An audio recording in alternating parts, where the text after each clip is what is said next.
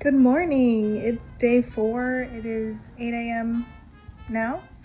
I've been up since about 6:30 and I spent the first 30 minutes just in bed, kind of thinking about last night on my way home. We had about 2 hours left of the drive. I was driving the second leg. We needed to have a little pit stop. We ran out of water and we had to go to the bathroom, so we stopped.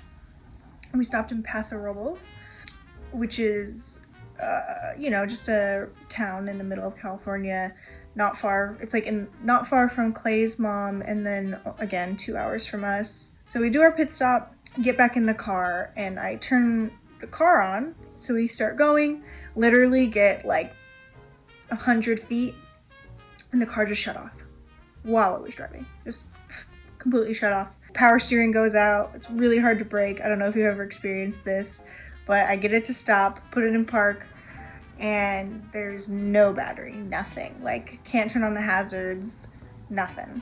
And because it turned off while we were driving, I had a pretty solid feeling it was like a loose or faulty wire from either like the alternator or just like to the battery, but we weren't sure, and it was freezing. And both Clay and I have AAA because we got Rita, pretty old van, so something always comes up. Anyways, we called AAA. They helped us out. They also felt like it was the same thing.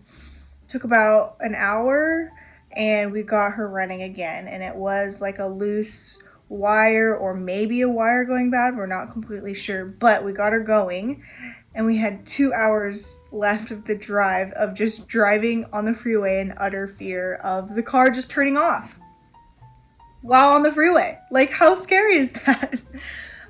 So poor Clay, I only ended up driving like an hour and a half yesterday from J-Tree to home, which is like, it's like an 8-hour drive. So poor Clay drove almost the whole way. And I just was like, it was dark and I couldn't handle it. The lights on the inside of the car weren't working. So I think you saw in yesterday's vlog, it's like red in the van because Clay put his headlamp on so he could see how fast he was driving.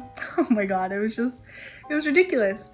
So originally when we left J-Tree, we were supposed to get home around 7, and then we didn't get home until about 10, like right before 10, which is not that late of a time, but a whole day driving with like just extra stress. So we both were pretty exhausted and tired and hungry. So we came home and just stuffed face and went to bed basically. So that was last night. Then this morning I woke up to a bunch of poison oak all over me, all over my butt, all over my sides, and in my eyeball.